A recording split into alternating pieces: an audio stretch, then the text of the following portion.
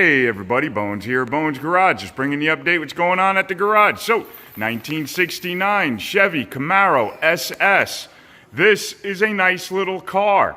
It is in great condition. Owner just bought it recently, and it's been to a couple of shops, and they couldn't do some of the stuff that needs to be done, and both of the shops had both recommended for him to bring it to us, Bones Garage, and get it done correctly. So some of the things we're going to do is we're going to replace all the brake lines because, as you can see, they're really corroded and really bad. All the armor is fully corroded. So we're going to replace all these because they're brakes. Don't screw around with brakes. We're also going to put a new master cylinder. We're going to clean up both of the residual valve as well as the proportioning valve. We're going to take all these spark plug wires and make them nice and neat. Put them in a loom and get them really nice and neat. We're going to do a full tune-up on it. We're going to do a bunch of other stuff. We're going to put air conditioning in here, and we're also going to put power steering on this thing because it is a non-air conditioned, non-power steering car. So the owner really wants it to be a power steering car. It just makes life so much easier. So we're going to do that as well as the air conditioning because it's just nice when it's a 90-degree day out to turn the air conditioner on and go for a cruise. We're going to end up relocating the alternator to this side. We'll put the power steering pump underneath the alternator, and then we'll put the AC compressor on this side of the motor. So it'll look really nice. We're going to fix up some of the wiring. As you can see, they got these crappy butt connectors on here. I never really like those butt connectors, especially that they're exposed to the weather. They'll get really corroded and you can have problems later on. So we'll fix all that up. He also has his thermostat housings leaking really bad, so we'll fix that up.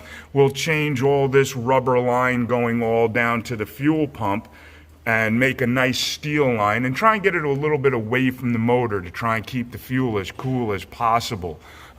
Again, cooler the fuel, the better the burn. So we'll have a bunch of stuff that we're going to do to it.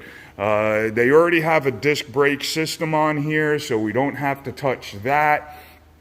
We did find that the transmission crossmember is the wrong transmission crossmember for this car. They were able to fit it in, but the whole motor actually sits that way now. The whole back of the motor is pushed to the driver's side, and same thing with the transmission, and the transmission is way too high up, as well as the cross member is hitting the floor underneath the car. So we're going to get a nice aftermarket cross member in here so it fits the nice exhaust system that he has in this car and make everything right and have everything sit nicely. Any wiring, we're going to take a look at it, clean all that up. New emergency brake cables, because right now there are no cables in it. But the car is a really, really nice car. It's got the nice horseshoe shifter in there, the nice dashboard. I love these dashes. They're just very cool looking. The interior is in great condition. So it really is a very nice car. Even the headliner is still nice. A little bit faded, it's got some problems, but it's still very nice. It's the original headliner. So this is a nice car. Really like this car. It's had a restoration probably about 10 years ago, they're saying. The guys who he bought it from, that's what they're telling him. So we're going to go through the whole car, fix all the problems. We also have a problem with the rear differential. I'll show you that in another video. But the rear diff is clunking and grinding, and when you make a turn, it just rattles the whole car. So we opened up the differential cover and we took a quick look, and it's just worn out. It is the original gear set from 1969. It is the original 12-bolt setup posi, and nobody's ever changed anything. So we now have a 700R4 in here.